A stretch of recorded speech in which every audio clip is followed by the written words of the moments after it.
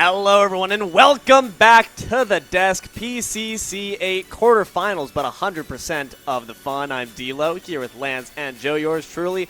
And we've got back-to-back action here. This time, Rogue versus Flowstate. Gonna be an interesting one. Eyes on that dual lane. Eyes on the dual lane for sure. There was speculation that Rogue was going to swap their ADCs, have Haru play main event instead of Neft. Instead, they're going to go with say it with me here. Not 1, not 2, not 3, not 4, not 5, but 6-time Fang Booth champion and Neft in the duo lane. This entire Rogue team is playing on ping. Their only NA player is Wangle, who is in NA West, another strong NA West mid laner, just like we saw from Appy Picker in our first series of the day. But I think that the dual lanes are obviously going to be the highlight of this. Neft and Penguin, they've won a couple of Fang Booths together. Neft has won every single Fang Booth but one of them, and that's kind of what I think that this matchup is going to come down to. Yeah, all eyes are definitely on the dual lane. And on the side of Flowstate, we have Jay and Guasi, and these two have played together for a very, very long time, and they're very consistent. They're very strong duo. You ever see them in your NA games, you're not going to have a good time at all. However, they haven't really never made it to the finals yet in the PCC. They always made it to semifinals, but then they lose the semis right here. So if they want to have the shot at being in the finals for the PCC for the very first time, they have to beat this EU duo menace that is Neft and Penguin. What better way to make it to finals other than some momentum behind you? But that being said, we've been focusing on this dual lane. Let's zoom out a little bit, take a look at the head-to-head team stats and see what story it tells us. And what a story it is. Look at that.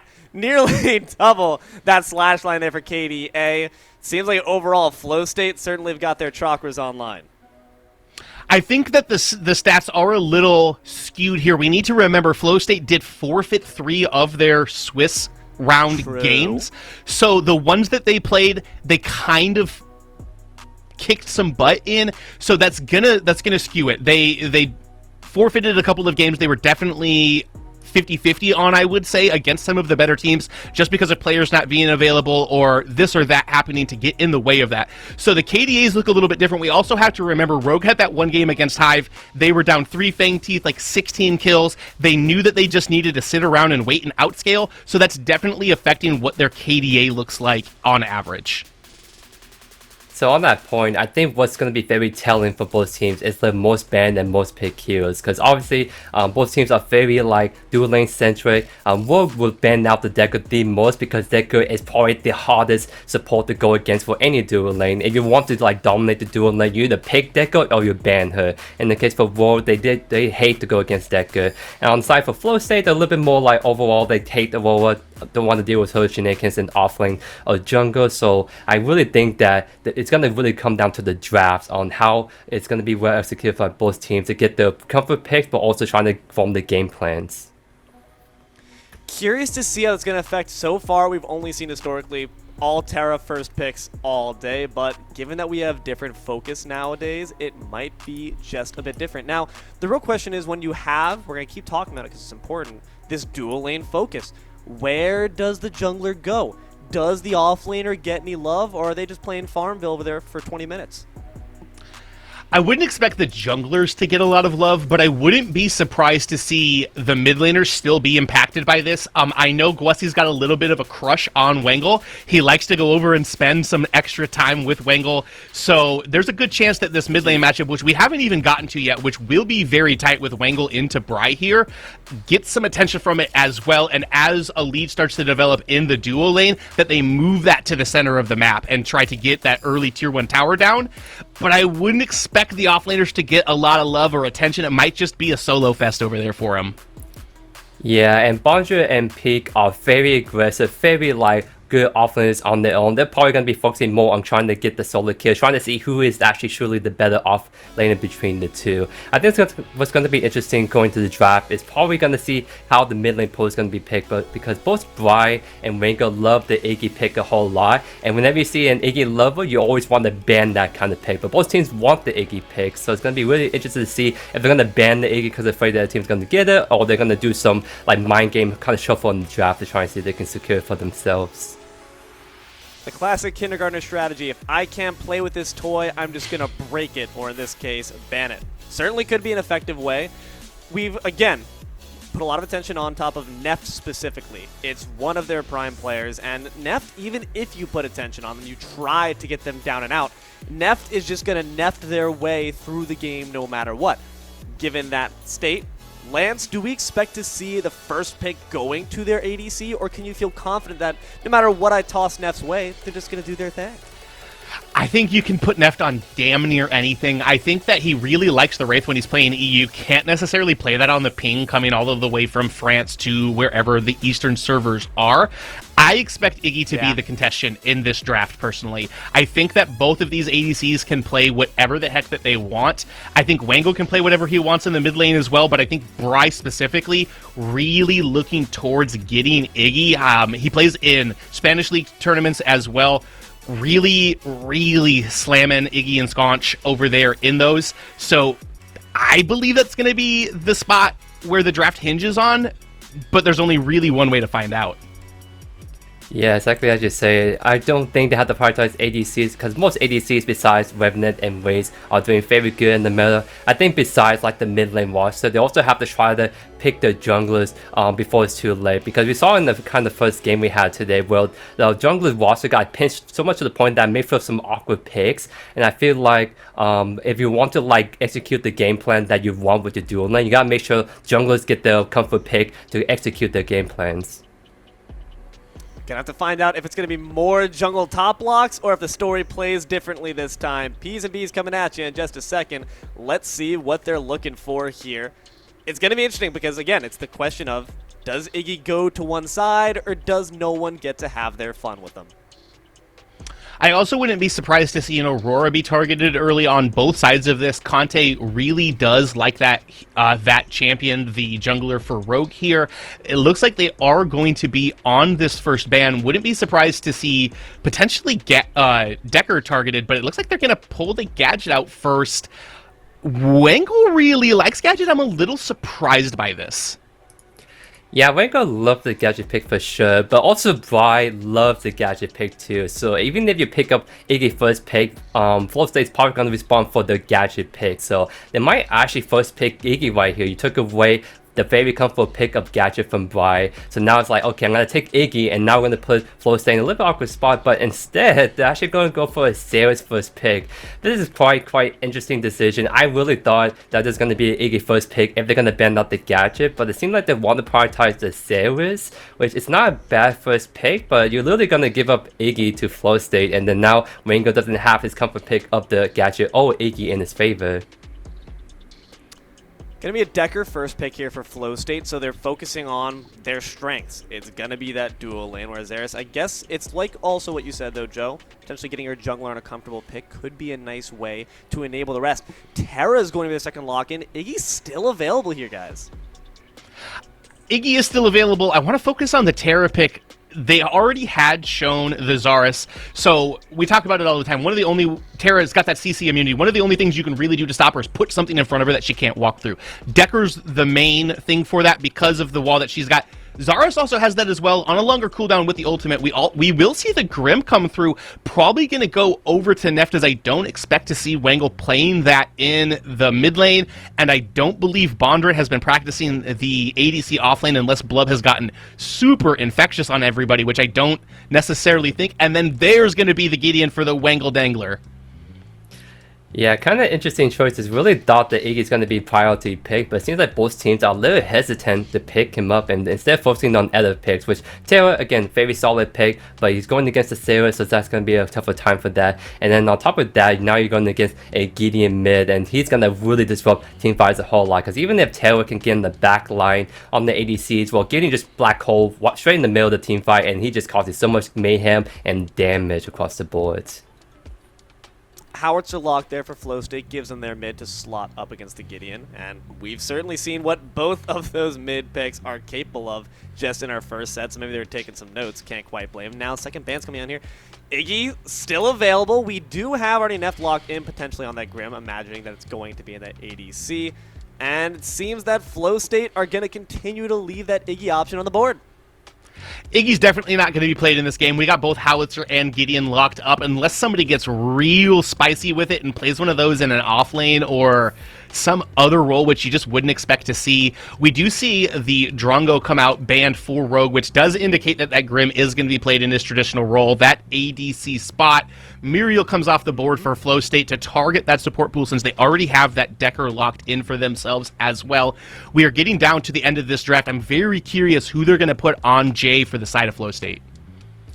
Yeah, and like I said, there's a lot of good options. Jay's very well known for Q, especially. He loves to play Q all the time in solo Q, so I wouldn't be surprised if Flowstate picks up Q for the Jay pick right there. But I'm very curious about what support you're going to pair up with Grim, because Grim and Mayo are very deadly duos, so that's why Flowstate kind of got rid of the Mayo in that case. But instead of Kira, we are going to see Jay Twin Blast. I would say between like Kira and Twin Blast, I think he kind of favors the Kira a little bit more, but I think he wants to get a little bit more scrappy, a little bit more elusive with the Twin Blast, especially since you're going to get like a Gideon, Saris. Like, you really want to kind of take team fights out slowly, trying to space all that out.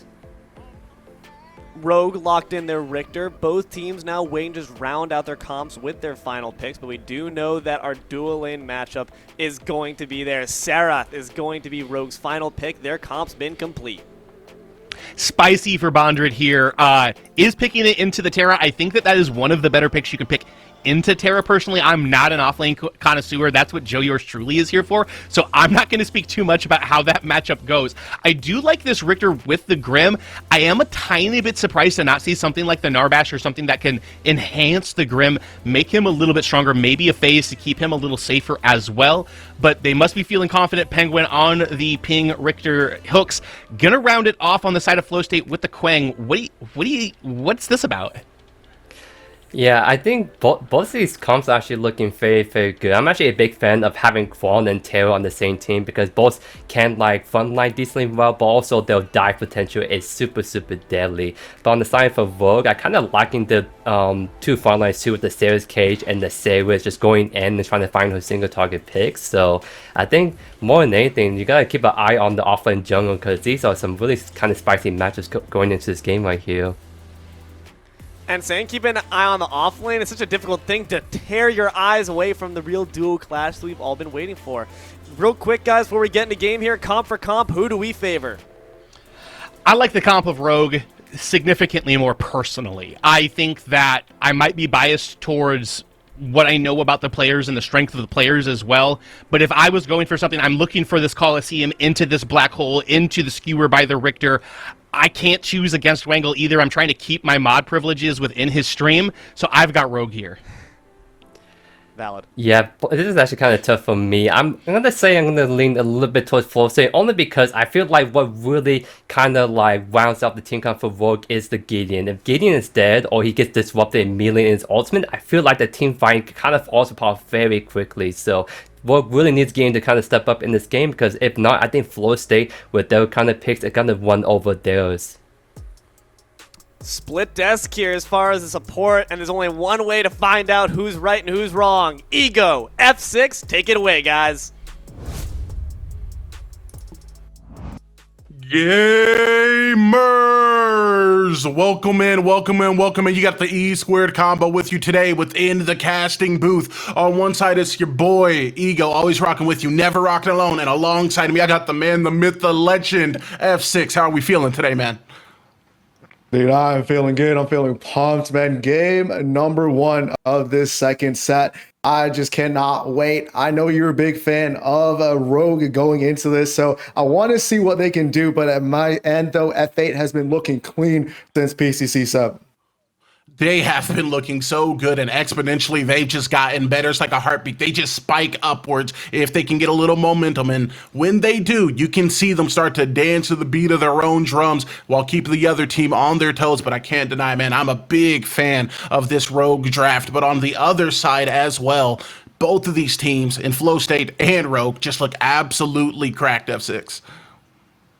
Yeah, I mean, they have a lot of strengths and they have a lot of weaknesses in both of these draft comps. So like Joey pointed out on the desk, that Gideon is going to be the key factor in that team comp going over towards the side of Rogue. I mean, with the other end, though, they do have that Decker. We've seen Guasione a bunch of times to be able to facilitate for his team. So we're going to have to see how that goes, because that Decker is going to be allowed to roam, put pressure on the mid lane, put pressure on Wangle to be able to deteriorate him from being able to do what he wants to do with that Gideon.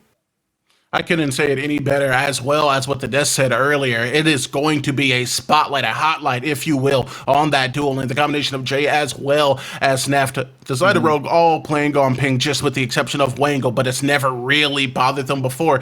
I have to predict that this is going to be decided in the duel lane. I'm assuming both of these solo laners, both so very competent, are going to be able to hold their own. So I'm expecting to see the junglers migrate on over to the duel lane, as we are going to migrate our way into Game 1 F6.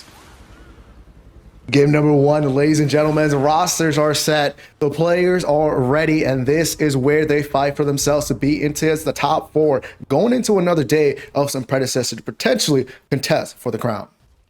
And isn't that what it's all about, the crown? Step it up to the Kings and D-Lab, who have won out their first set, and now this match is going to decide, or this set, better said, is going to decide who is going to be going up against them in day 2 of the finals weekend. Starting out, nice little 5-point set here. You're seeing both teams being respectful towards each other. They're not trying to get any deep wars. They're not trying to be a little bit invasive. They know with both of these teams are going to be contesting towards getting to the next game. They don't want to make an early mistake going into the first minute. I don't anticipate either one of these teams making an early mistake. I think we're going to see very much so a mirror of what we have seen at this high caliber of play. Both teams playing a little bit cautiously, being meticulous about their positioning, as well as any extensions they make onto the other side's jungle or rotations onto these ganks. I'm going to just throw out a guess here, and this could be a little bit of a preemptive caster's curse, that we're not going to see any smoke, any real action until at least the 5-6 minute mark. And until then, both of these teams are going to be getting a feel for each other. That's what we saw from the first set there between D-Lab versus BT. They took a long time before anybody was able to really initiate that first of blood. But once it did happen, though, that was the button to go, go, go. And we saw these teams start to hype it up. But we're definitely have to see how F8 and Rogue are going to temper into this, how they're going to play it out. Because we know Penguin is one of those gamers towards Neft that allows Neft to be comfortable inside here. Yeah, man, and Neft a lot of the time just feels like he's infinitely comfortable. Give him a 2-man, a 3-man rotation. Even then, he is going to be able to relax and possibly make a play, even if he is going to be on the downswing gas. Now, within the solo lane, we're going to see what solo laners do. It's going to be a little bit of a conflict of action, and those HP pulls aren't going to get dangerously low on either side, but both are very willing to fight. Gumball does go out. Does not hit, though. Neft is going to be able to be safe, and Penguin as well, but they have this wave pushing towards them, and I want to break down a little bit on this dual lane matchup, how it kind of is going to go throughout the rest of this game.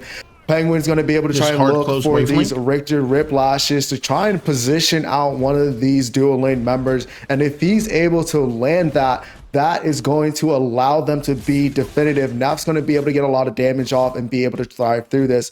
But on the other hand, though, we do have the opposing Decker, which is a huge counter towards the Richter. If he misses and he stalls, it's going to be bad. But that Richter is going to lock in and forces the blink on Guasi, and that's going to be the first blood. Put them on the board, and they come out strong for Rogue. And now Matt Corporeal, though, looking over onto the side of the off lane. Conte's in a bad spot. He still just have the opportunity, though, but is he going to be able to escape? No, he's not. And that's going to be a trade kill back in the end, but that's going to be a 1-for-1 on the opposite side. And ladies and gentlemen, we have a game on our hands. We're seeing both of these teams get active. We talked about how they are going to be trying to wait for that 5 to 6 minute mark, but they are not able to do that. Within 3 minutes, they were going to be able to start this fire, start this game.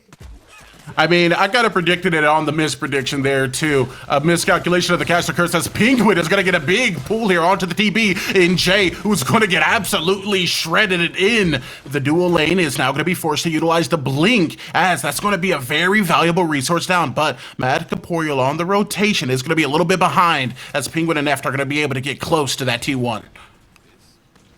And oh man, they were definitely a bad spot. But Matt Corporeal says he's trying to get something here, and he forces the blink out on Penguin. Nothing is going to be left, though, as they now enforce that retreat, looking for the blue side. 100%, man. A little bit of a blink for blink there within the duo, and this is kind of what we anticipated seeing, right? Matt Corporeal having to show face within this duo lane, very aware that either one of these carries is also very capable of running away with the game as Bry. It's going to take a little bit of poke damage coming out of Wangle on the Gideon. That's what he's going to kind of be able to do, right? Slowing it back down here. Howie against this Gideon, he's going to be able to just poke from a distance, but as well, though, the Gideon has a lot of burst damage. If he's able to hit his combo, it's going to be a lot there. So if he's able to get in the distance and be able to lock that down. So it's definitely a pretty even matchup, kind of depending on what you're trying to do and trying to accomplish, determined based off your jungler's gank. So we're going to have to see how this rides out, because we know that Gideon has that verticality into play, but Bry's going to be able to make it rain, even though it's on single target. And speaking of the Gideon, I'm excited to see what he's going to be able to do, Wangle, on this pick, scaling into the late game when we start seeing some team fights around the objectives. Gideon by himself, good. Gideon with the Coliseum to help him do setup on maybe a black hole for the ulti around a Fangtooth, or even just a minor Whiplash coming out of the Richter becomes oh so very great. As now, we're going to see Conte making a rotation despite this team being relatively close to the tier 1. No ult is going to be available here, so it's just going to be a bit of damage and then more than likely a reset. They need to crash this wave in, because they can make a couple plays out of this if they're able to crash. They're able to possibly go over towards the Fangtooth. We are past that 5-minute mark, and they are going to be able to contest that if they're able to get this lockdown in. But with that little bit of a low HP on the side of Penguin, looks like they're going to actually push back towards this gold bomb and look to start clearing some camps and get a reset here. Man, that's the smart play, right? I know me personally, I'd be tempted to look for the smoke as we're going to see within the solo lane a little bit of damage here coming out of Seraph as she's then going to reset under tower, but with the tower shot, the ultimate sixth man making itself apparent, the kill potential on peak skyrockets as these HPs are just about even. Big doing big things. He was looking for that kill, 1 second on the cooldown, looking for his level 6 to possibly be able to turn down the thunderstorm, but was unable to get it. Just a little bit of bad time on his part, and Sarah almost able to capitalize on that kill. I think one more tower shot and we would have seen Seraph full committed on there for a kill that wouldn't have been oh so very more difficult considering the HP bar. Kwang would have basically been non-existent, but as you said, peak doing peak things is going to aggro, take a shot, and then immediately get a disengage, knowing that the kill potential for the Seraph is going to skyrocket if he just decides to linger under the tower. Picking this off lane, though, is one of those characters that if you allow him to just win this lane, he is going to take control of this game. But Bondrude as well is also another factor on this side of the thing. These two kind of compare with each other. If they're just allowed to just be the better person in that lane, they just make this game easier for their team. But with Fangtooth being lit up with these wards, Bryce searching for possible rotation if Penguin or Neff search outs here, it's going to be very impactful for him. But he needs to get back to this mid lane when it's going to be coming to connect. You don't want to miss out on any of that farm, especially when you have a Gideon who's going to be able to quickly and efficiently just push that farm underneath tower and apply a little bit of damage, as the damage is going to be applied onto the TB off of a successful Riplash. Now it's going to be Decker on the body block as Jay is going to be forced to reset, and Gwusi takes just a little bit more poke. Man, every time you get hooked there, hold on a second to tether. Seraph is about to see sent up to the high heavens with her HP solo. The wings are out, and she's going to be making her way back to base. They're going to be making their way over towards this Fangtooth ego as they're able to pick up the kill over inside the off lane. They thought they're going to have the advantage, but that was the go button for Rogue. They saw the jungler on the opposite side of the map, and they're going to push towards this first Fangtooth. Dude, the visual clarity there is oh so very simplistic to read. They saw jungler not in Fangtooth. That is now the only place on the map they want to be. Fangtooth rotation immediate, and the taking of it even quicker as they're going to be able to pick up an objective lead. I mean, that's kind of a trade that you're expecting and you're okay with. Conte, though, lurking in the back lines. Gwusi and Jay, no blinks attached. Coliseum is available. Mobility utilized as it is going to be the Coliseum that comes out now. Jay in combination with Gwusi are going to be stuck at the edge of the tier 1 end. It's going to be stuck down. The secondary Riplash is going to come out. He doesn't miss. That's going to be a double going in favor of Rogue, like thieves in the night of the duo lane. Roll coming in hot, Whiplash, Skewer, Coliseum, everything landed that it need to, but the action's not over yet. Eagle with a black hole. Matt Corporate is going to have to leave out of there, and the white flag is waved. And I think Rogue is more than willing to accept that white flag. As it goes up, they go away. Now looking to backspin a little bit of gold and then come back stronger to apply even more pressure onto this dual lane. We all know that Richter is such a dangerous pick F6, but when the Richter just doesn't seem to be missing, it is just so crucial to play as safe as you can. And sometimes, like we just saw, it's just not enough. I mean, Richter did everything he needed to do there, but let's not shy away from your favorite man, Conte, the Coliseum lockdown. Everything is easier to hit whenever they're just in a small spot. And then with that Coliseum being able to land a little bit deep inside that tier 1, but enough for the rest of Rogue to capitalize, with Richter being able to trap them in there, and just with this skewer, the hook at the end to secure that double kill. What an outstanding play coming out of Penguin. And this is exactly what we predicted, right, coming from the desk, coming into this game, that this dual lane was going to see a lot of attention. And as of now, it is paying dividends for Rogue, able to seize not only the objective lead, but now a +2 to the kill lead as well. They definitely do have the momentum, but they're not going to abuse it, as Penguin is going to catch a little bit of burst damage, bringing him to about the 50% threshold. He's going to back up and get a little bit closer to the T1. Like we said before, that's one of the weaknesses with that pick on Penguin, but being able to have that Riot Shield passive allows him to take a little bit of that trade. As you see, it's now propped back up, able to get him a little bit more sustainability. But this dual lane, we talked about it on the desk, coming in from Lance, the 6-time Bang Boost champion Neft. He's just going to be in the absolute best position. You've seen him throughout this entire game just being where he needs to be, and allows him to just put out damage. And towards like the mid to late game here, when we check who is going to be the person carrying this, it's most than likely going to be him, with a little bit of help from Conte and the rest of Team Rogue. There's very few certainties in life. One, taxes. The second one, death. The last one, Neft being able to carry your games if you let him get to that 3-4 item mark, as Conte is going to be caught out and forced to utilize the blink. It is going to be a blinky pursuit, as Brian's going to be the one to get the final hit. A big black hole coming over the top. He is going to be able to lock down 3 members, but without the supporting damage there, this could lead to a lack of kills. Peak not being forced to play the space onto the back end is going to be able to assist in burning down Bondruid, as Wangle is at death's door in the opposition, and F8 is going to make him knock. The big reflex though is going to be able to preserve his life. Grim has entered the chat, and he is looking to EXE make you exit, as he's going to be able to lay some damage down and force 2 blinks out of F8. My goodness, my word, the massacre going on over this mini orb prime. Initially, Rogue taking the blunt of the damage here, but that Whiplash should be able to peel for Wangle in the mid lane, allowing Neft the extra second to rotate into that fight to turn it around into their favor. And now you're seeing what that potential leads to, and that's a mini orb prime over towards the side of Neft. Looked like it was so smoothly and so readily just there for F8, but like you said, an absolutely massive hook in order to successfully peel for Wangle is going to turn it to a 2-for-1 that ultimately is going to go southward, as Rogue picks up another objective there within the mini prime. They are turning these oddball off-kilter situations into W's, and right now F8 needs to find a way to lock them down and stop this momentum. I mean, F8, they are doing a great job. I mean, I think they just had a little bit of an oopsie there, but they were able to turn that around to their favor. Jay, though, allowed to push that T1 the opposite side, able to get him some farm, able to get him back into a little bit more of an even playing field with Neft. Does have that mini orb prime though, which should change things. They should be able to push back down onto the opposite end of the T1 to force F8 to lose out in the dual lane. But this does open the map up a little bit more for the side of F8 to allow for that dual lane to rotate over to this mid, to potentially get that T1 and to potentially play over this next Fangtooth. And I think that's going to be a big key, as Matt Corporeal is going to make their presence known, bursting down the Richter. But with Conte coming for assistance, this could possibly be a save or just a flat-out kill, as Neft gets the lockdown, and Conte locks up another 2. It's going to be a blink for blink, as Neft is going to ready up the ult, and he's going to blast Shay into the gray screen, into the ground, into the base. Rotation from Quang. They're not going to collect 1. They're going to be able to collect 3 huge kills.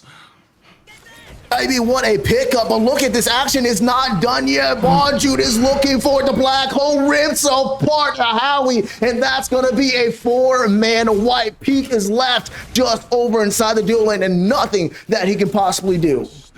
Dude, Rogue is just playing within their element right now. I don't know how else to put it. Everything they look for, they're finding, man. And on top of that, every situation that looks bad ends up being at the very least good. I don't know if it's the mechanics. I don't know if it's the momentum. I don't know if it's the expectation for them that they should be the ones winning this tournament. But they have managed to just put all of the pressure on F8.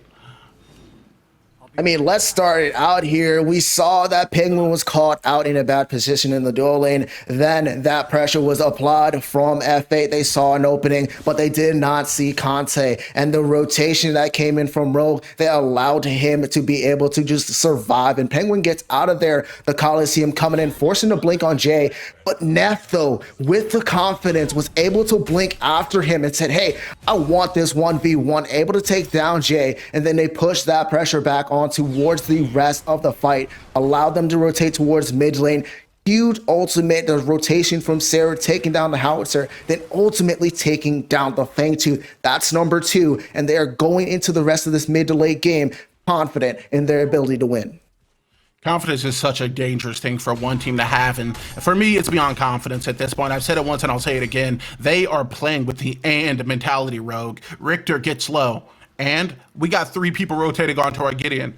And they're coming to contest us on the objective. And because every single thing that F8 has presented thus far within this game, they have had a solution to, or they have found a solution to it at the very least. However, I don't think we should be counting the chickens quite yet. And I doubt any one of the F8 fans within the crowd think that as well, as there is still a high potentiality for them to win this game. Oh, of course, they still have that team fight capability. Matt Corpio looking, Decker Cage, but look at this rotation. There it goes, but Wangled off of the back end is going to actually not catch anyone within the ult. It is going to be a 1-0 trait that is going to go in favor of Flowstate, but the big skewer is going to bring Mad Corporeal also very low as the Coliseum's going to go up. It is going to be Terra that goes down. A hole on the Riplash out of the air, though, is going to shut down Bry and feed a kill to the Dino Man and the Zaris, who's going to be able to collect 2 and ultimately turn Flowstate's rotation once again into a 2-1 that favors Rogue. Get this man a fishing license because he's hooking everything within his zone. He cannot miss right now. Penguin is hot, and they are going to need to be afraid here for F8 because right now he is really the determining factor in this fight. We thought it was going to be Neff, but the way this man Penguin is playing, as we saw in that replay, is absolutely outstanding. He's playing out of his mind, man. Dude is an acorn. He's cracked. It's so absolutely unfeasible. As someone who enjoys playing this game as well, I don't even dream of hitting hooks in such crucial moments as now within the dual lane. We actually see Bonjour committing onto this fight a little bit, utilizing that additional DPS in order to try and burst down Peak, but ultimately they're going to be forced to just retreat. That's the escapability of the Seraph, right? The ability to just get out of certain situations. She has a lot into her kit, and once Peak's able to dish out everything he has, all of that is gone and away, and he's going to be able to thwart that. But that allows them, though, to crash this wave inside of that off lane, allow for Mad Corporeal to be a little bit more safe, invading onto that 3 camp, and allows them to just get a little bit more positioning on that side of the map. They still need to worry about the left-hand side, the dual lane side of the map, because that's where a lot of these fights are being taking place, as we see one here with the confidence of Conte. Dude, Jay's just been taken aback and taken down as Neft is going to be able to easily finish off the kill. The Conte sets up for him. They are looking and finding any and everything they want. That means the carry, that means the mid laner, that means Penguin. Although he looks like he's in a 2v1, as we have seen previously, you guys are stuck in there with him. He's not stuck in there with you, but a 3v1 may change that. We know Wangle's going to be playing the space from the mid lane gap within the jungle, and Penguin is going to actually be able to walk out of a 3v1 altercation. I mean, they're playing everything they need to right now. Rogue definitely had it in the beginning of this game. Was a little bit rough. We didn't know which way it was going to go. But we've seen Penguin kick it in high gate here. We've seen the confidence come out of Conte. A lot of these Coliseums has been inside the T1 or T2 towers, and they're just able to follow that up. But look at Matt Corpio trying to send a message. Oh man, following in the black hole, but not knowing what others on the other side is so very dangerous, as Terra's now going to find themselves in a 3 and a 4v1 situation and find themselves shipped Amazon style quickly back to base. And the fact that you take that fight with the third Fangtooth coming to be play on board is absolutely criminal, absolutely insane. What are you thinking, Matt Corporeal? And now Rogue is going to be able to pick up this third one. We talked about how the third Fangtooth is such a crucial part into a lot of these teams' late game. This extra damage, the extra protections just allows you to keep skyrocketing. They're trying to trade over there, though, on the opposite side with that mini prime.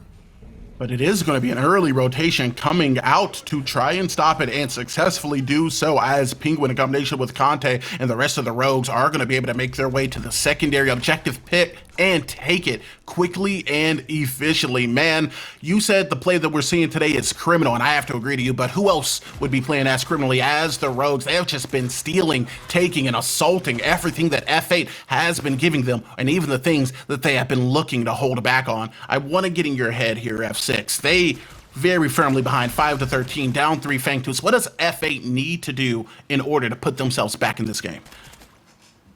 They need to take a mental reset. They need to start grouping up into these team fights. We're seeing them push into these dangerous zones where they're just trying to get and force these kills. They need to understand how their team comp works. They need Peak to actually rotate a little bit more into these fights. They need actually Peak to be the one initiating in these fights and have that Terra be the one to be that secondary engagement and having that backline to be able to do that damage. Because right now, they're not allowed to do anything. Right now, Rogue are the ones that are taking these numbered fights, and they are the ones that are able to come out and win.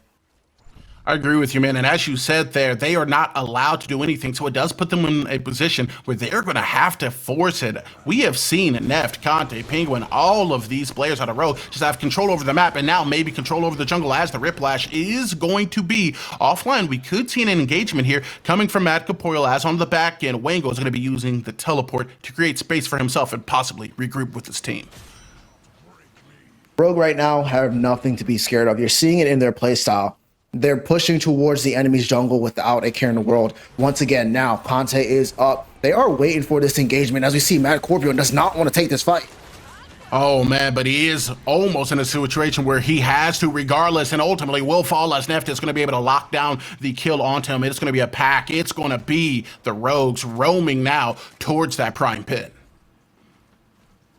Oh man, the GTFO always comes in clutch. That's one of the strengths of the Grim pickup, able to secure those kills that are slowly fleeing away from you. They do not have their smite, but they still have to contest this or prime, and there is the engagement. They do secure it though for the side of Rogue.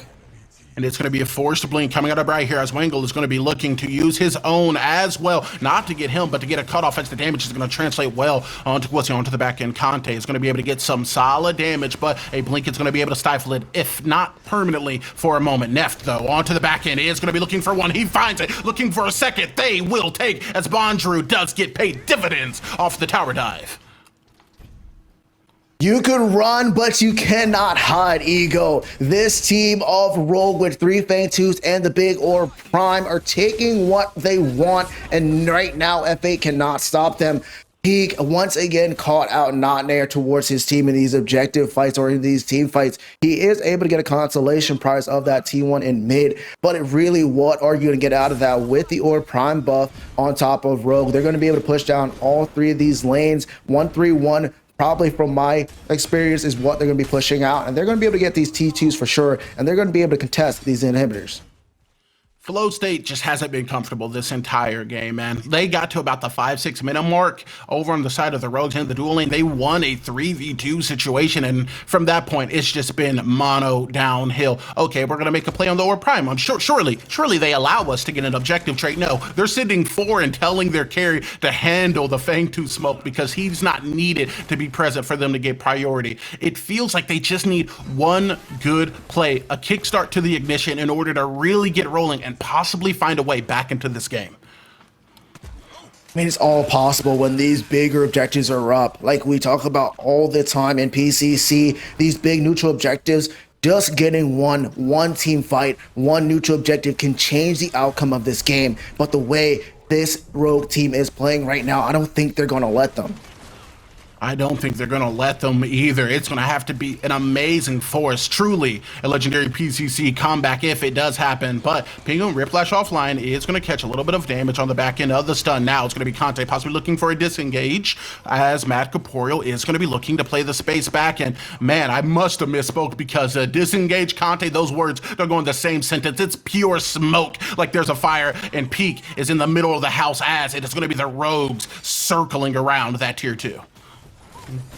Peak has to get out of there. He does not want to be caught between when that T2 goes down and that inhibitor, and that T2 does not have much life left. But there are 4 members of F8 trying to defend this right inhibitor. They have all 5 members towards Rogue on this right-hand side. They're going to try to defend here, but what can they do? Nothing at all, because look at the health going down.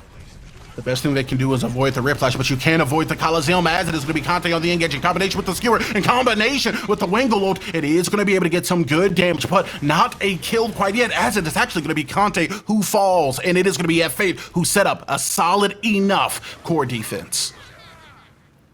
I mean, this is probably the best outcome they could possibly get after that right inhibitor went down. The Fang Tooth, the primordial Fang Tooth, nonetheless is up. The jungler is down for another 30 seconds for the side of Rogue. This is their opportunity. Push out the right lane, push out the mid lane, get over towards this primordial Fang Tooth, force this fight. They had the smite advantage. This is their chance to try and come back, take a little bit of advantage to get themselves back into this game.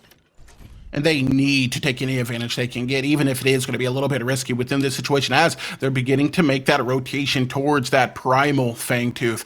It is going to be Bondrune, though, the closest one, as Penguin and Neft are going to be playing off to the backspace. Jay may be looking for an engage here, as they actually do get a lockdown onto Penguin. A big Riplash, though, is going to be able to preserve the life of the carry, but only for an instance, as he is immediately going to go down. And it's going to be F8 who gets 2 picks near the Fangtooth pit. They're looking to take that advantage, and that is what they needed. They're able to pick up the double kill there. The tether coming out of Peak. Peak finally being in the fight that he needs to be in, and they're able to pick it up. They're not going to be able to contest this primordial Fangtooth, but they are going to be able to buy them some time. Buy them some time to get some gold economy, get themselves a little bit in a better spot for whenever that the rest of Team Rogue spawns. 100%, man. They have to be able to get the setup accomplished, despite that being a really solid play, despite that maybe being a little bit of the spark to the ignition they need to get their game plan rolling. They still have to play perfectly for at least the next 4 to 5 minutes, especially around this objectives, as if a couple members or even a single member of F8 falls, Rogue is going to be able to easily surge forward and possibly get the objective. Back on the side, though, they are taking control of this pick, and they are looking for any possible engagement. The tether does hit, but they don't want to push themselves into that small corridor. They've made that mistake all game. But here comes Rogue looking for something, looking for the opportunity, as they do have the advantage of the off lane, of the mid lane, with these super minions pushing in towards the side of F8. Yeah, now we are going to see within that mid lane, it is going to be Penguin in combination with Conte, possibly looking to get an engage on the fight. If anything, utilize that blast power, so there's no easy way in, and it is going to be the ticket that does get sent into the Primal Fangtooth, as we do see a couple members surrounding, but by far from the commit, as we actually do see F8 successfully gets the steal. It is going to be a Coliseum in response to maybe capitalize on some degree of the damage, as Wangle is going to be the one that draws first blood. The big sewer is going to come out. However, it is not going to be enough, as Richter's life is going to be taken, and Bry is going to be the one who takes it. Bondrune played on the back end, utilizing the Seraph DPS, is going to be going in on 2J, as he's going to be looking to play the space. A blink for a blink is not going to be enough to close the space, as we are looking at a 4-2 trade going in favor of Flowstate. Flowstate coming up with the steal. What an insane idea from, oh my goodness, Brian, not the lazy back. Wangle's able to turn that around, and now all their advantage is gone, but still, what a great steal from Matt Corporeal. He's able to facilitate, able to get the smite out of there in front of Conte. Dude, makes sense that it was the purple buff, because I have a question. What was the cost, though? The core is oh so very low, and this defense just got, I'd say, 4 times as difficult, as the core has about a fifth of its HP left. And as we do see Grim as well as Seraph very quickly going to be up, I'm expecting us to have to see an insane, a near impossible defense coming out of Flowstate to preserve their chances at winning this game. Do have a little bit of a timer left. These inhibitors are still down. They need to push up these lanes to even contest this or prime whenever they do initiate on top of it. But at the same time, we saw F8 have the opportunity to outsmite, to come back into this game, and now they're a little bit closer to getting themselves on even footing with Rogue. They need to, as now it is going to be a play for the Orb Prime. Conte, Neft looking to maybe carry this game to its conclusion, as they're going to be playing the space around where the entrance is going to be. Now, turning his attention back to the objective, it's going to be Conte with the smite, and Neft with the defense, with the poke that is going to be necessary for them to take Orb. Both of these teams very aware it could be a coin flip for one person falling, as Penguin now is going to go low, but they do secure a Prime. But what is the cost going to be, as the blink is going to be forced out of the Rector? TB ult coming out onto Wangle is going to be able to get a solid amount of burst onto him, but with Zarus making his presence known, this could be a big turnaround, as Neft onto the back end is going to be able to lock down Macaporio. Conte is going to be able to lock down 3 before he potentially gets locked away, but by playing the corner space, he will survive, staying alive. He will do, while the other team, while FA, while Flowstate struggles with the concept. It is going to be a Riplash out, and ultimately a 2-for-1 trade that goes in favor of Rogue.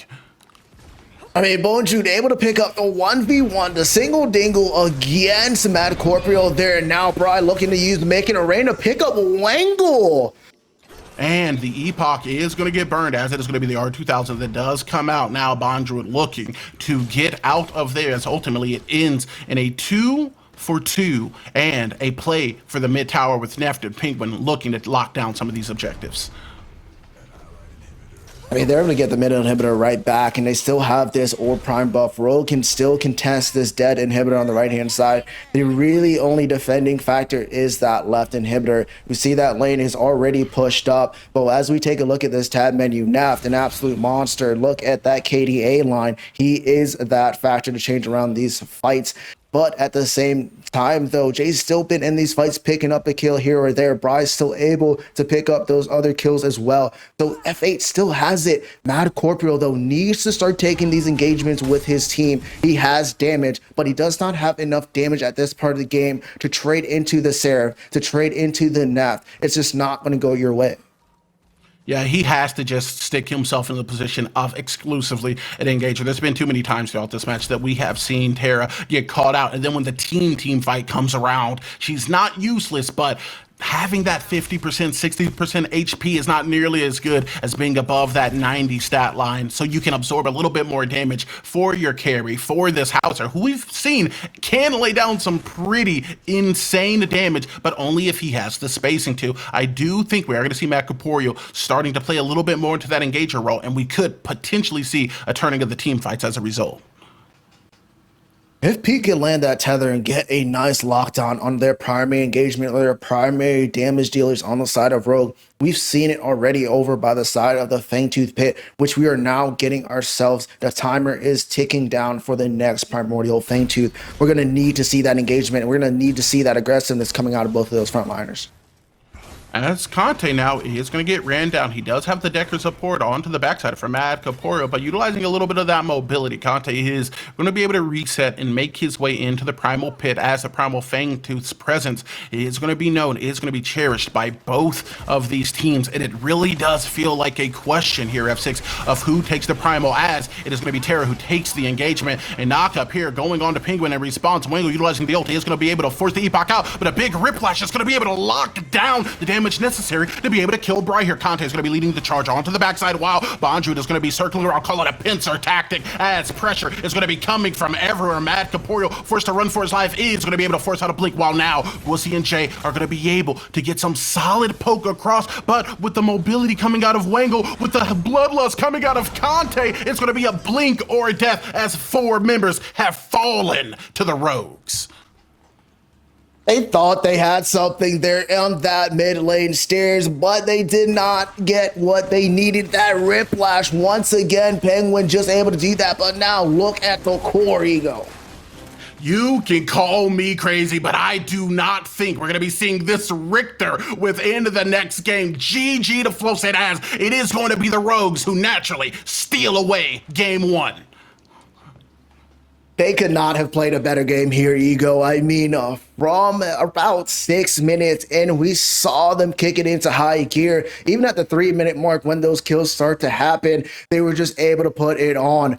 Rogue coming out with an absolute dominant start. A little bit questionable there at the later ends of the game. That Fang 2 steal, though, allowed F8 to stay a little bit longer in that game. And if we can see F8 use a little bit of that momentum of, hey, there is a possibility of us actually turning this around. If we can put Rogue on their back foot, we might see this go into a game number 3. But right now, heading to game number 2, Rogue is looking exquisite.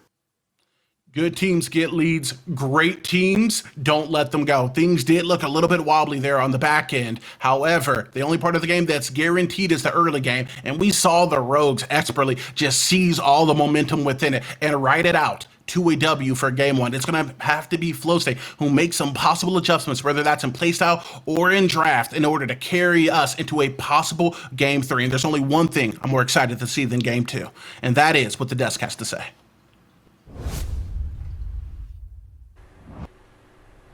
Thank you very much there. Ego and F6, everyone. Casting lovely over that nice Rogue victory. Ping ain't a thing, guys. It's looking clean here if you're in Europe.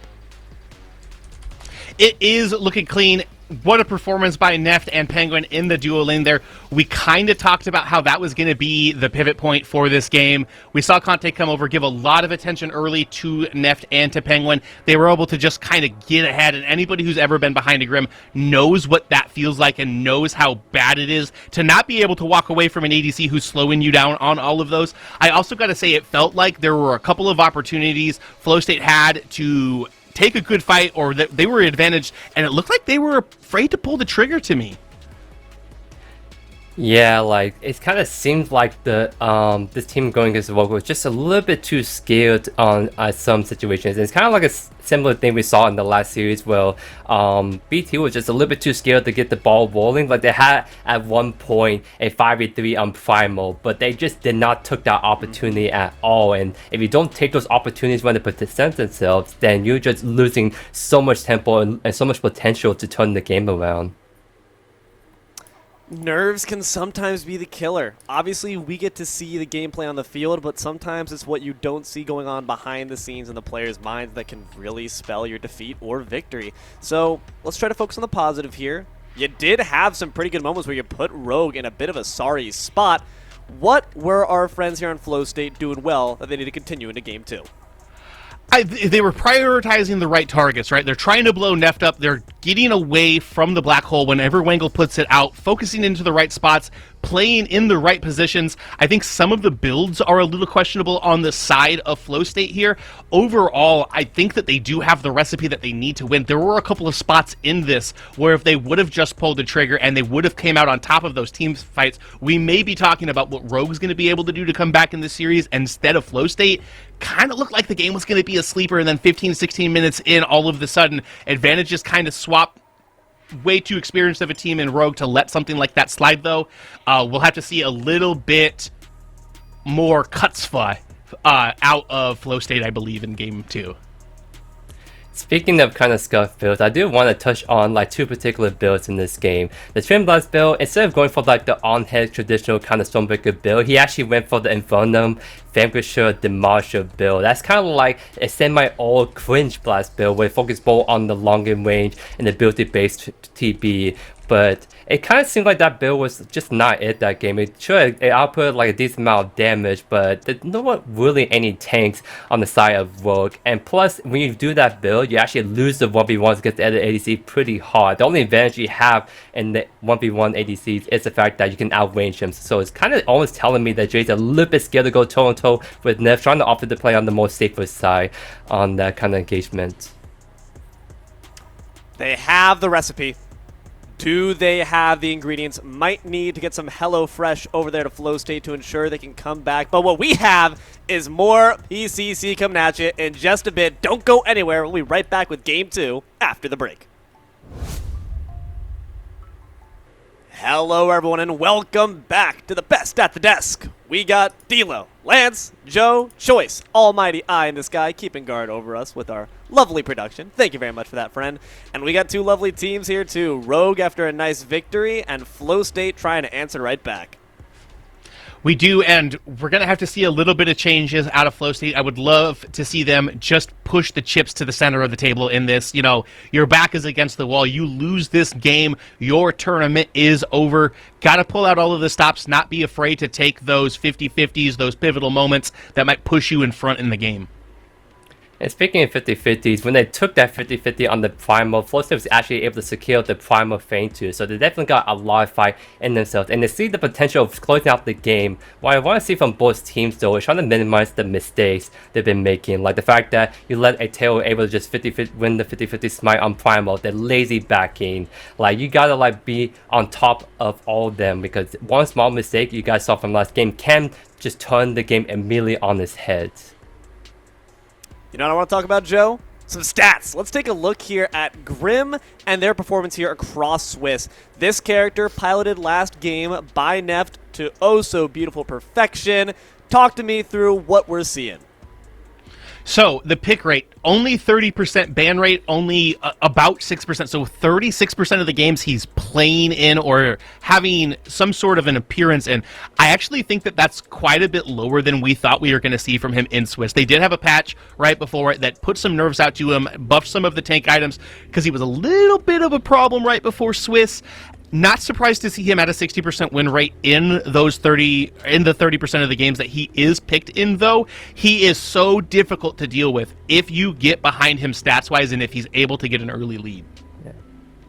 He's difficult to deal with, but he also can be a more difficult AC to pilot, because playing like the Twin Blast keyword is pretty dang easy, but for Grim it requires a lot better position. You don't have a dash, but you have very good knockbacks, but only if you're positioning knockbacks right. That's probably the only reason why we don't see a higher pick rate on this Grim pick, because unless you're very, very comfortable on this Grim pick, he's mediocre at best if you're not doing everything perfectly on him.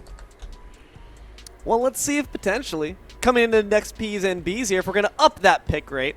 Going to be coming at you in just a second, and as we start to get into these picks and bans, what are we looking to keep the same? What are we looking to change up?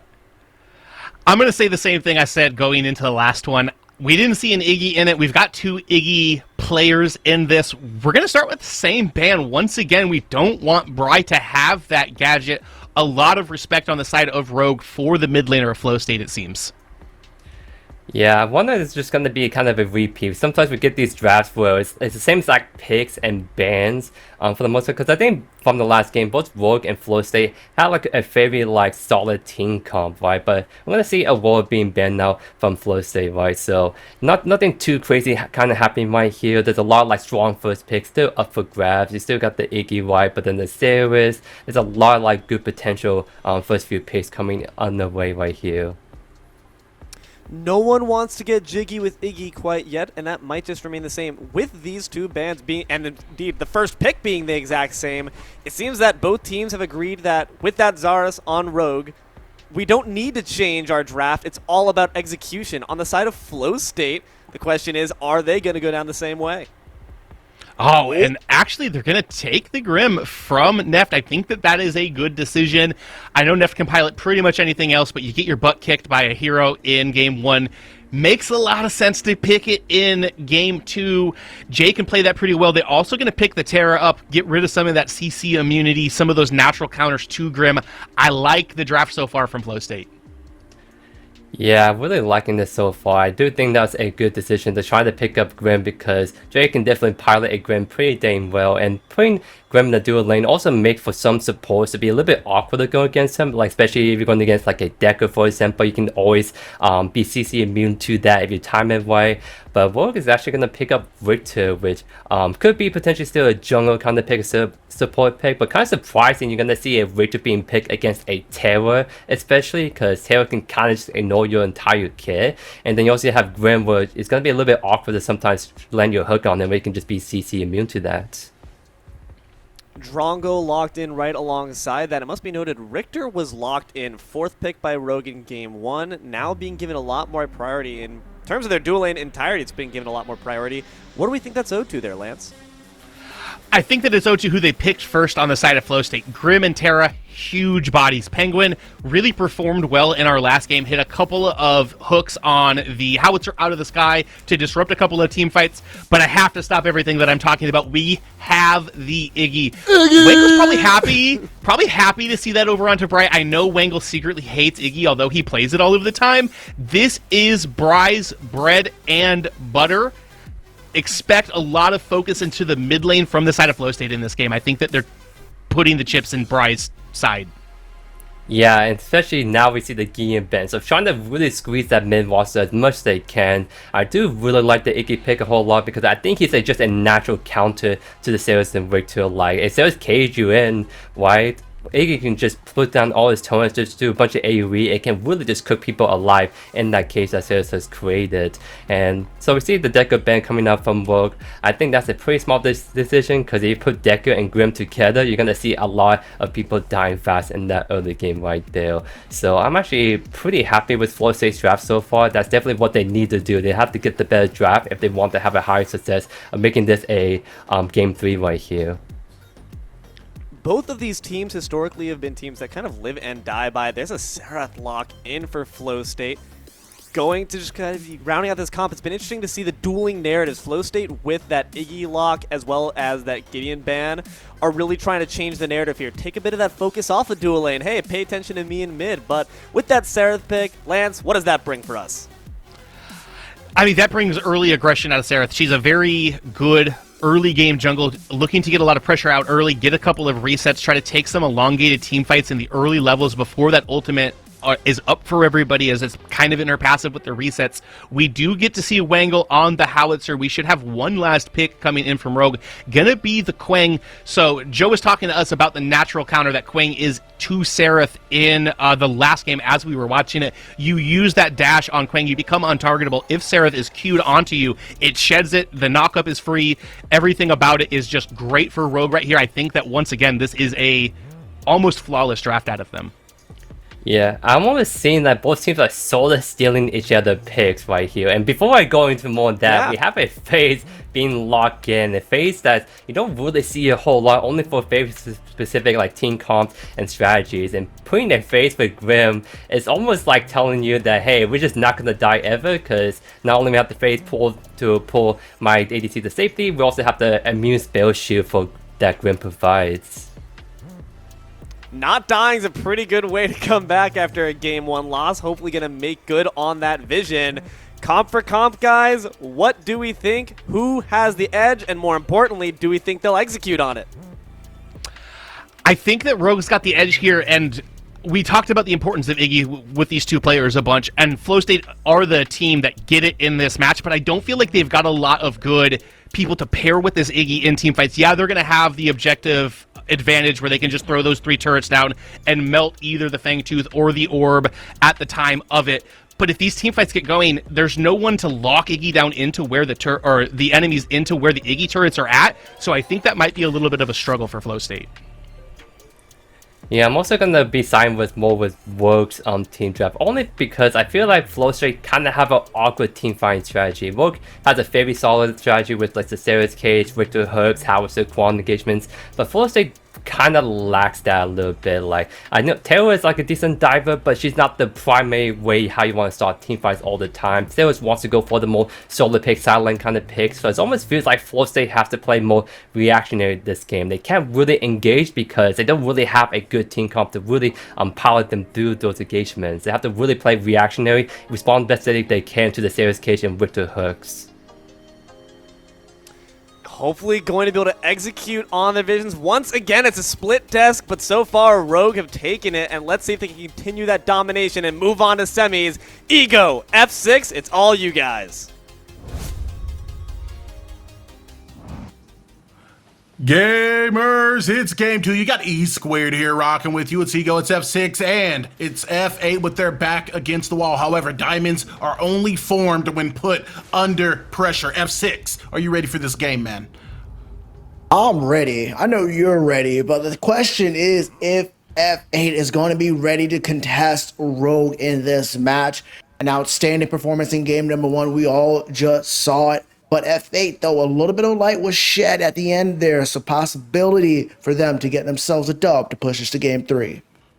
You know, I'm going to be honest with you here. I saw the Richter pick and my heart started pumping. I was like, oh no, they got all the recipes, all the ingredients they need in order to formulate, to cook themselves up a W here. But I actually am a big fan of this counter pick in a way of Grim, as we are going to see some early aggression coming out of Conte and Rogue. Making a rotation over the Riplash is going to be offline, and as such, Jay's life more than likely is going to be spared.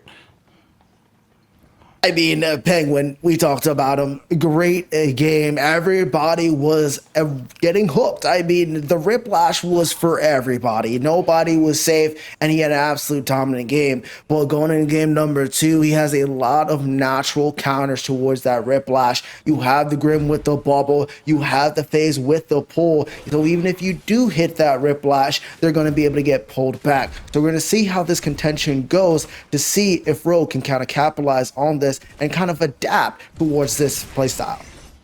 As we are going to see exactly what you said, put on display there, Riplash pullback. I can play this game all day. They have the tools necessary to be able to protect Jay and make sure he's going to be able to scale into that mid to late game. And in addition to that, they got the Iggy in the mid lane. And this is that pick we are all waiting for. Bry comfortable on this Iggy. I mean, this man is almost as comfortable on it as Gadget, and he's going to have an absolute dominant game if he's left unattended.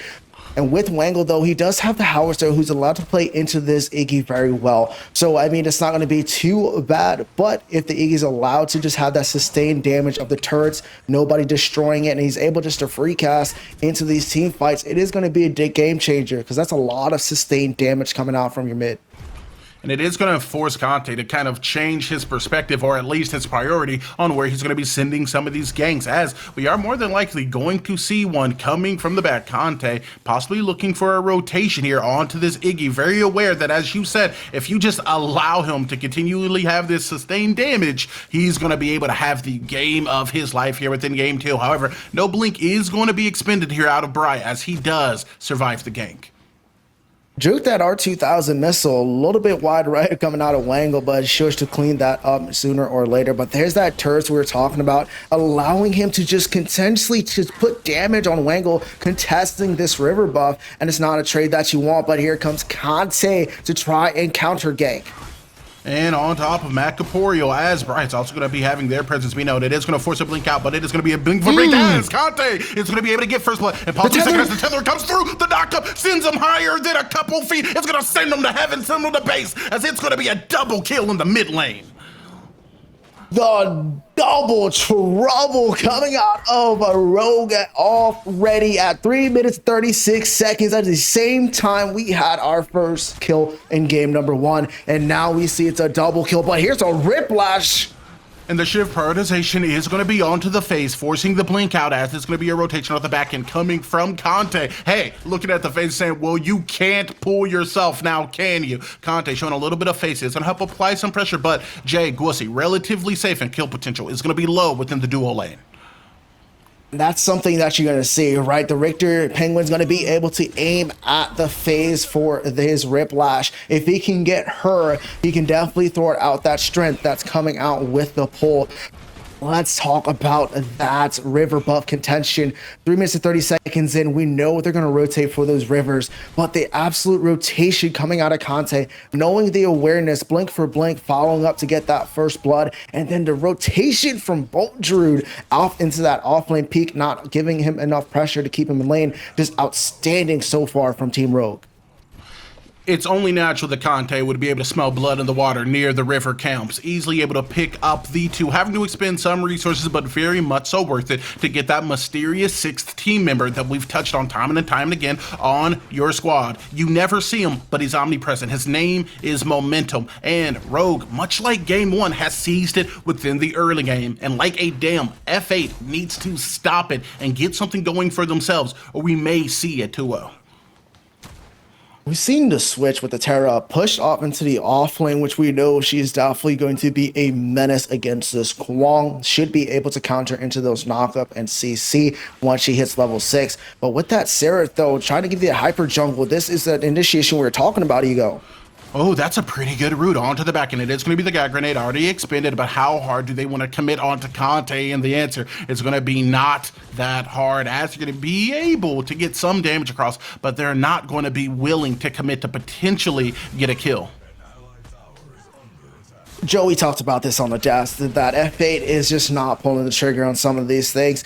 And I mean, that battle was definitely there to possibly be able to secure it. And then we just saw Matt Corporal just kind of shy away from it. At least we know that the Czar's blink is down. You push your team towards that fight. And that's a possible kill, possible contention. You never know until you try. And I think they did have an opportunity there to potentially get a kill. Yeah, as we are now going to see actually Bonju turning up the aggression. It is going to force the blink out of peak, as it is now going to be a wave of minions that's going to be surging underneath that solo side tower. And anywhere you look on the map, with maybe the exception of mid, as Iggy's been able to just play safely and negate a lot of the attempts to put pressure on him. Dual lane, it's going the way of the rogue. In the solo lane, it's going the way of the rogue. Even within the jungle, so far, Conte's the only one who's made a gank that's paid any dividends. And I mean, that's just the confidence coming out of Rogue off of that game 1 win. But here's peak level 6 on that single play. Oh, just not enough damage, and Bonju's going to be able to escape. A little bit of CC there within the solo lane, and I'm not talking about a caster curse. That was a little bit of kill potential that I saw skyrocket, an alternate possibility, a little bit of the Doctor Strange style, if you will. Nonetheless, able to create the space necessary, Kwang is going to be able to walk out and make his way back to base and have a successful reset, as these objectives are up, and I'm thinking we're going to start seeing some fights around them. We're definitely going to start seeing it, but first we're going to see that contention throughout mid, as we see now, and throughout that dual lane. The mini Orb Prime is now up. We're going to see how that solo lane kind of measures out, but the real primary objective is going to be that Fangtooth, looking for that low level 2 camp invade here, trying to push himself, trying to get a little bit of farm as Conte, and he might possibly be able to rotate over on Jay and Gussy.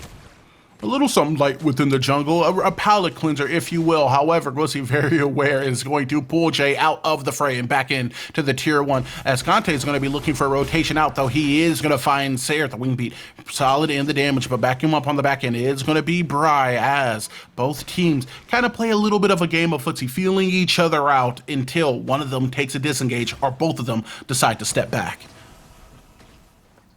And now back Penguin rotating over to this dual lane. They do have the advantage on the side of F8. That wave is pushing towards Rogue right now. They do have a slight advantage, and with a nice route there, might be able to trade this on out, but nothing too much going to come out of it. And you can see Conte and Mad Corporeal sitting on the side of that Fangtooth. They don't want either team to push towards that objective and to get it without contestation.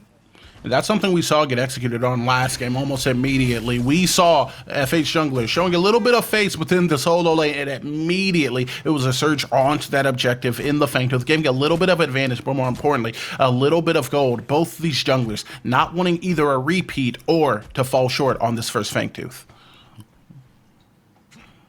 With that blue side cleared, though, Conte is going to have all the room to look over onto this duo lane. There is a ward kind of a little bit too close, though, to stop really the potential gank, because the Coliseum is up.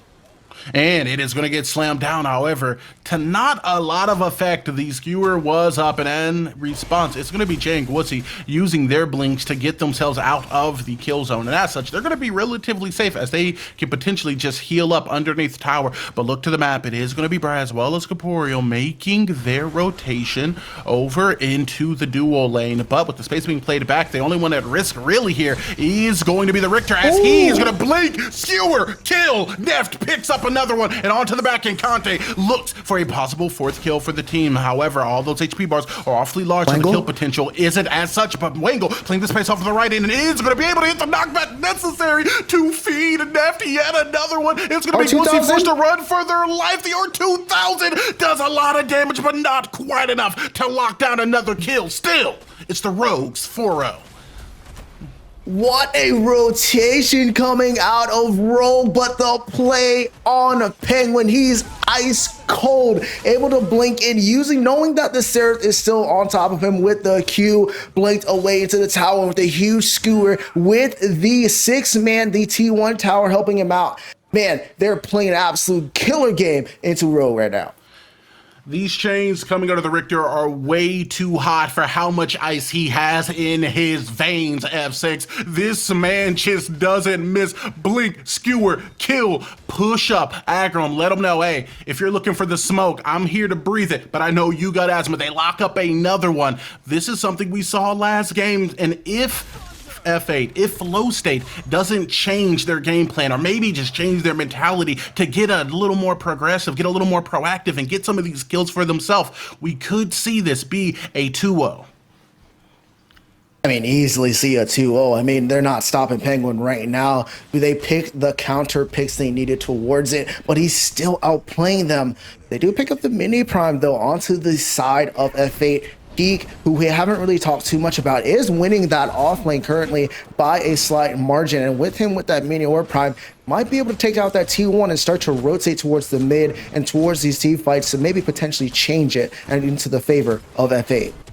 Peak is going to have to be such a crucial factor, man. He has to be basically omnipresent. He has to be able to defend his lane. He's going to need to be able to engage. He's going to be able to maybe set up a solid pick onto Neft on the back end. If we see Rogue getting a little bit too proactive, getting a little too aggressive, he could be key to getting a punish on some of those. But for all of that to happen, we first need to see him get out of the solo lane. We're going to need to see that for sure, but with the Fangtooth Wand picked up already just a little while ago, Neft taking a trade into Jay, but oh my goodness. The ult is going to be utilized to create some space, but with the combination of that and the GTFO, he's still going to be in the danger zone, but the absorption of the ult is going to spare Neft's life. Oh my goodness, man. Every piece of utility was used, but the purpose being Neft's life, and he does survive. When I get into my next match, I need a support like Penguin because my man is out here just making sure Neft stays alive. What a great peel, able to take the damage from the GTFO to secure it. But the blink is down now though on Neft, and he's going to have to be worrisome going into these next couple minutes.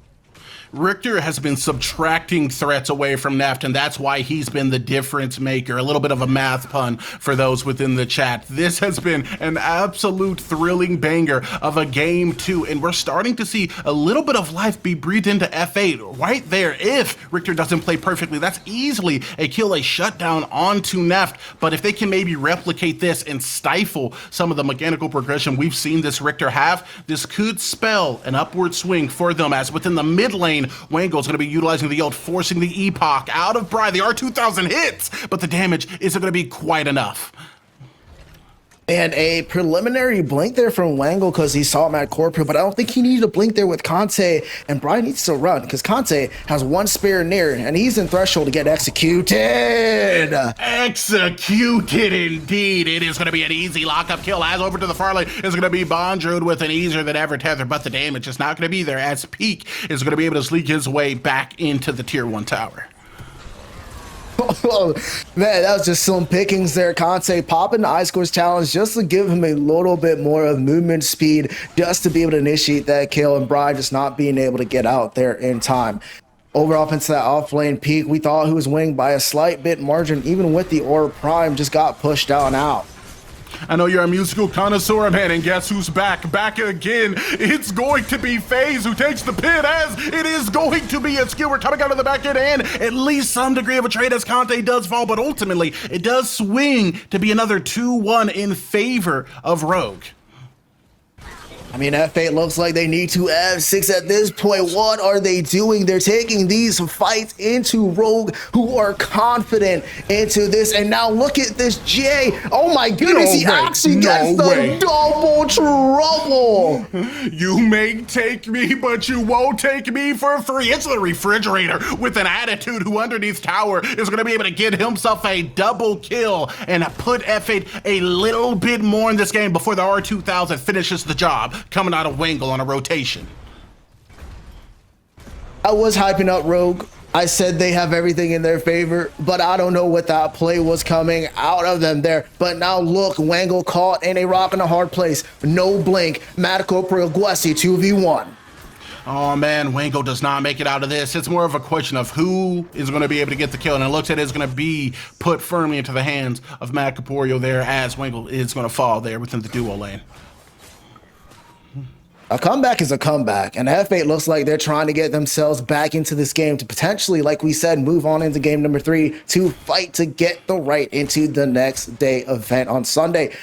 But hey, we still have a long game to go. Rogue is still playing outstanding. A couple mistake is made. And we do know there was a time in game number 1 where they kind of made a couple oopsies and just almost gave F8 the potential. And it looks like they're not going to be able to make that here today because F8 is confident and is fighting to get themselves to move on.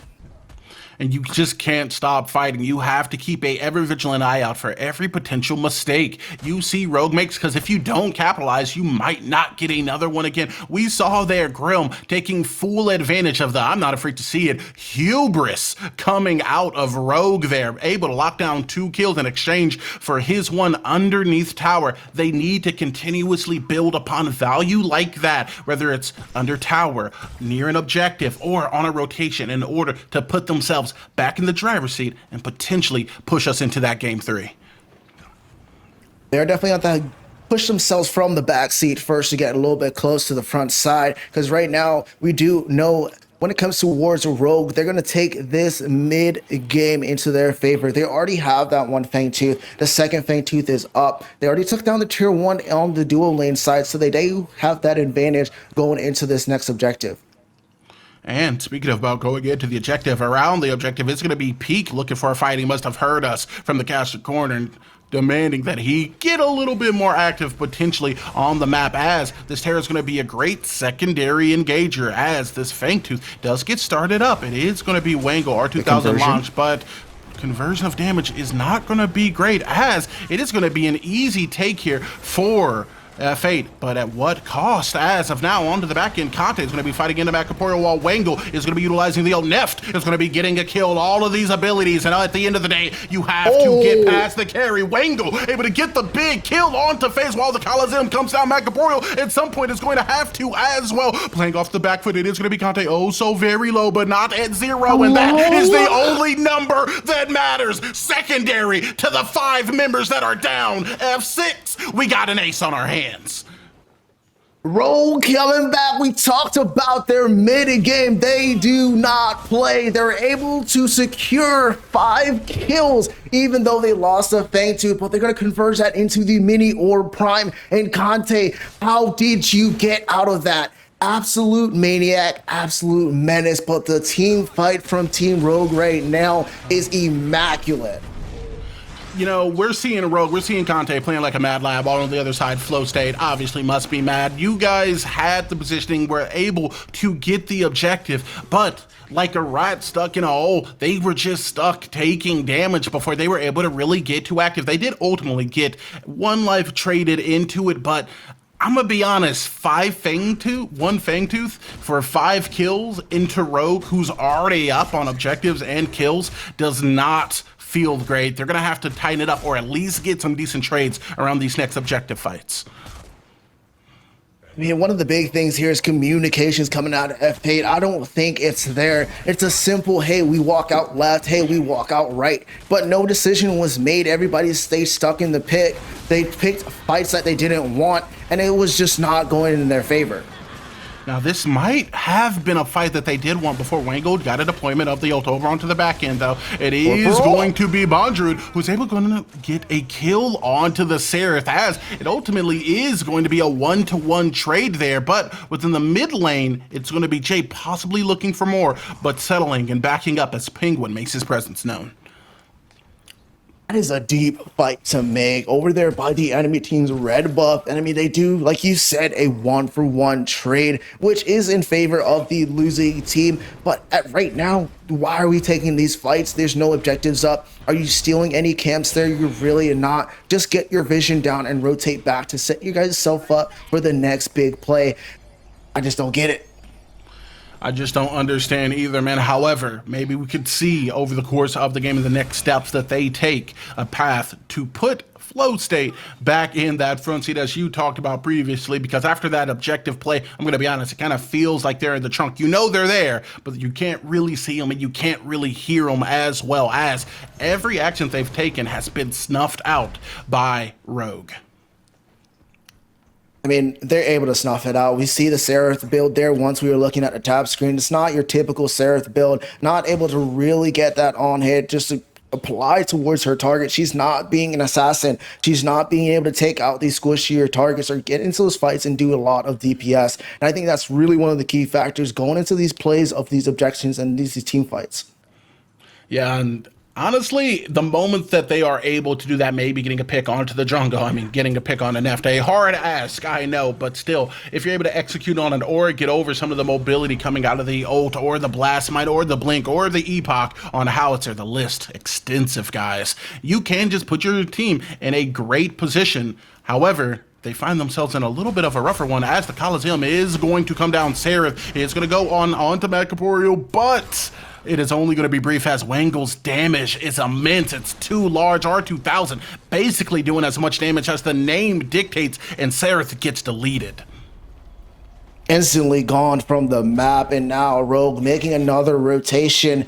Big highlight to how they play. We saw this in game number 1. We talked about how they move together as a unit, able to rotate 2-3 members into whatever fight that they need to. They're always in the numbers advantage, and that's really what's taking them through these games. Yeah, we can see the result of this immediately. Let's make a play for Orb Prime. The Prime play is now on the table as Wangle and Neft are going to be the closest ones playing to the Orb doors. But with no quick rotation coming out, F6, this looks like it might just get taken for absolutely free. There's no way to get in there. The Blast Flower was already taken, and now it's an exit strategy, or it might be a fight. Yeah, make them pay in blood if you're going to take it. However, it's going to be a blink coming out of the Richter while onto the back end. It's going to be Bondru who will be the first one to fall. But he will not only be the first, but the only one to go down as the rest of the team has Prime up. Peak maybe looking for a little bit more as they may be looking to cast and change it. And it's going to be a Riplash that comes out, but finding no purchase is not going to be able to displace anyone on the other side of Flowstate. They did get a pick there, which was something, but the big Orb Prime was taken by Rogue. They are looking a little bit on the sleeker side with the health bar, but so is Matt Corporal as they try to look to take the Fangtooth. Is this possibly a bait? If they were able to get a pick here, it would be pretty good, but Conte on the back end says it's not good enough. That's Neft is going to be one to get the pick, not leaving anyone left into the background. It is going to be a double that goes in his favor. He's shooting the rat around, so they're doing radical amounts of damage, especially in combination to the layup, to the dunk, to the R2000, putting down not one but 3 members of the opposition, all in exchange for Conte as well as the Richter. It's yet another positive trade that goes in favor of Rogue. Rogue, Neft, Wangle, Bondru, the entire roster is just playing absolutely insane here. Ego, they thought they had something. Matt Corporal left that fight after the big Orb Prime, but he didn't choose to reset. He chose to take his 2 camp, even putting his health at a lower disadvantage, and then he tries to start up the Fangtooth. I just don't get it.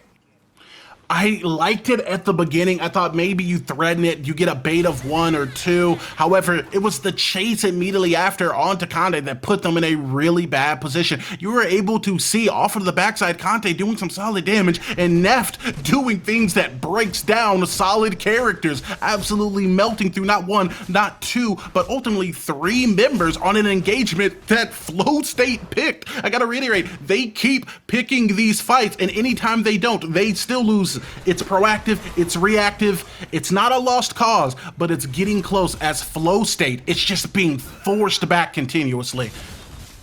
And a tether lands and hits and Peak on the retreat. Nothing he can do with the lightning storm coming down. And oh my good, hello! That damage was explosive as the thunder boomed over into the solo lane, looking to put his team back on the map. It is going to be Rogue who bursts through, looking to make a play, not just for this game, but for a spot in tomorrow's semifinals. We're talking about inhibitors now at 25 minutes into the game.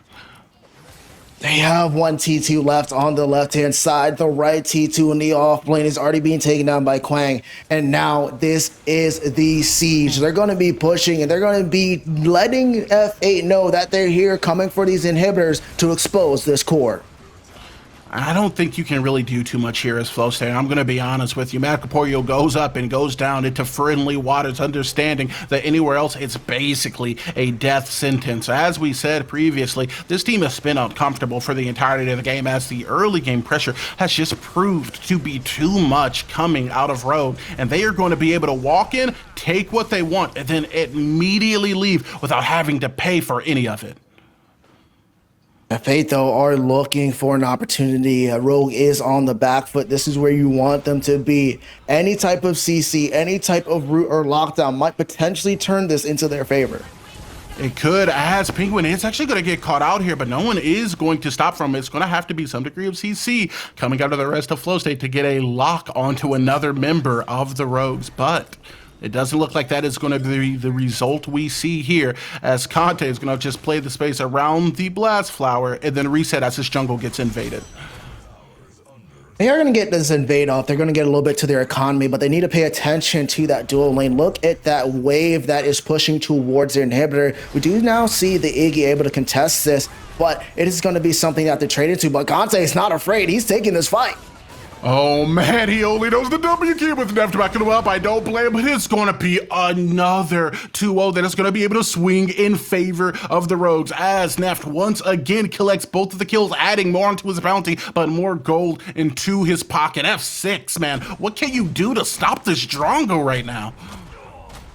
I mean, we just could just not be out of position. What are we fighting for? A 2 camp? I don't get it. We just overstayed our welcome into the enemy's jungle. That was a nice pickup of the 5 camp. Get some deep vision. Place the wards that you need to. Get out of there. You're not in the advantage to take those long engaged fights, especially being down 11 kills and a bunch of objectives.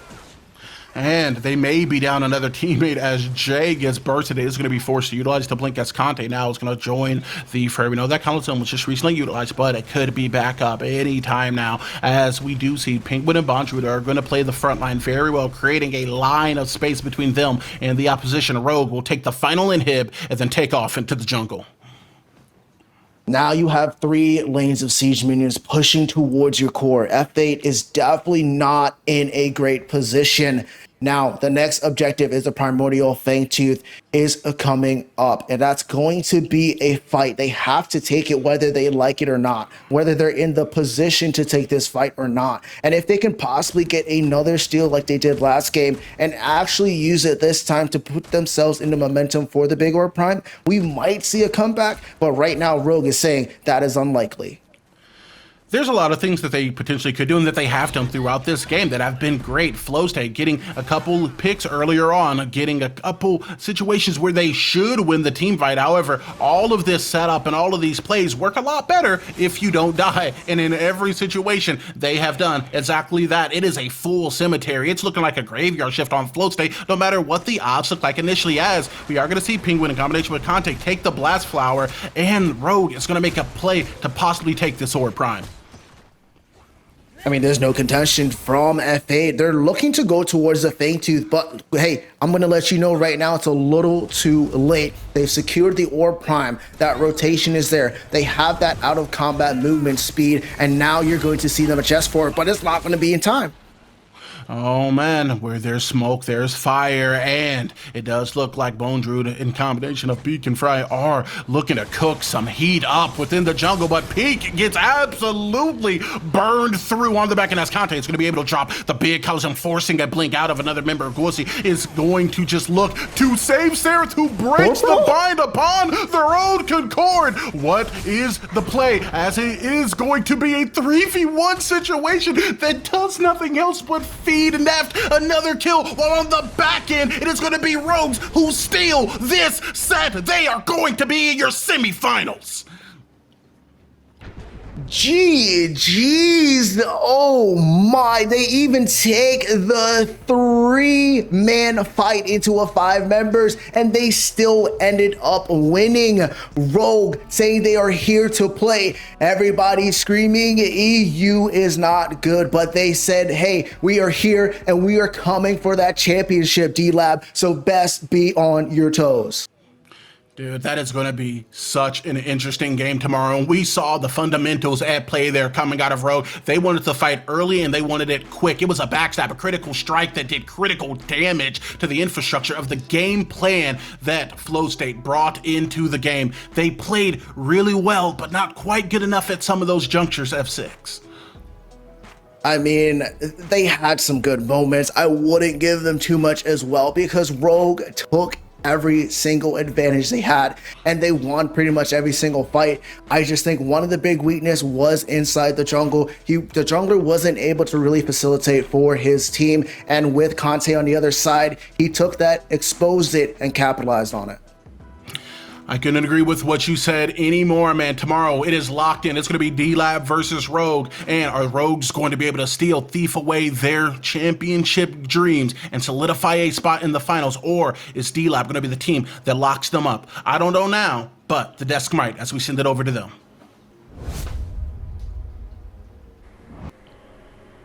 Thank you very much there, Ego and F6. Ladies, gents, and NBs, wonderful job on their part. Wonderful part on the job of Neft. Left all of Flowstate in the dust. The rest of Rogue followed. They are moving on, taking on D-Lab. Lance, Joe, what are our thoughts? It's easy to focus on Neft and what he did in this series, but I have to give the love to the Wangler and the Waddler. Penguin and Wangle both played so well in this game too. Did feel to me as if Wangle was the main character within this. Really performed well on this howitzer, hit a whole lot of really strong boops that kind of turned the tide in a lot of these team fights. Yes, I can actually say, like, I feel like Flowstate was a little bit too cautious of Nev, and then that's why they tried to do like the grim face, very safe duel, but they didn't give enough respect to the other teammates of Rogue. Like Wango just playing out of his mind. Penguin hitting those really nice hooks. Like every player on Rogue was an issue, and as though they tried their best to try and fix duel, they should have paid more attention to what's going on all the other roles. So unfortunate, especially they lock in their Iggy, they think they feel comfortable, but Rogue says this is not Kansas anymore, and in fact, you're going to be sent right back out of this bracket. So unfortunate to see here, but at the very least, there was some good to it. Reflecting back, what can we say Flowstate did all right come this set? I think that Flowstate played a couple of the team fights pretty well. I think that it's hard to focus on what they did well because they just got 2-0'd, but I think that there's a lot to build off if you're Flowstate coming into PCC9, which is just 2 months away. You always got to focus on the future. Next one is coming. So, continue to work on that synergy, continue to build yourself as a team, as the individual strengths of these players are there. Bry, Jay, Gwassi, Matt Corporeal, Peaks, they're all very good players. I've known Peaks managed a team that he was on for a long time. The skill is there. They just have to come together as a unit, and I think that you could just see the experience in both the draft and the gameplay that Rogue had over them. Yeah, exactly as you say that, Lens. Like all the individual players in this match was like very high up there. But what really is gonna carry you down to the semis, to the finals, is how good your team synergy is. And we've been shown clearly that Vogue have a very really good like team synergy that is gonna be really tough for a lot of teams to match if they don't bring their A game when it comes to the coordination and communication. And looking to the future, synergy. Words that we've said as well against the other semifinals contenders. So D-Lab versus Rogue, a battle of team, a battle of synergy, a battle of cohesion and communication on the horizon. But that being said, it's also on the horizon. Lance, Joe, my time with you sadly comes to an end. It's been a pleasure. Anything you guys want to say to the lovely folks at home before you take your leave of the desk? I'd love to say thank you to Watch and to all of the people. It is it for me today. I will be back tomorrow hosting the whole dang semifinals and finals, so you can catch me there. You can catch me on Twitch as well. I'm starting a new streaming schedule next week that hopefully I can commit to 5 days a week. soonish. We'll see about that. Make sure you follow Joe Yours Truly on YouTube as well, although I'm sure he's going to plug it himself. I'm going to put it out there twice. I've got one more thing for you as well, since I will not be around for it later. Let's Go Crazy Fool in our last set of the day. Make sure you follow and subscribe to him on Twitch as well.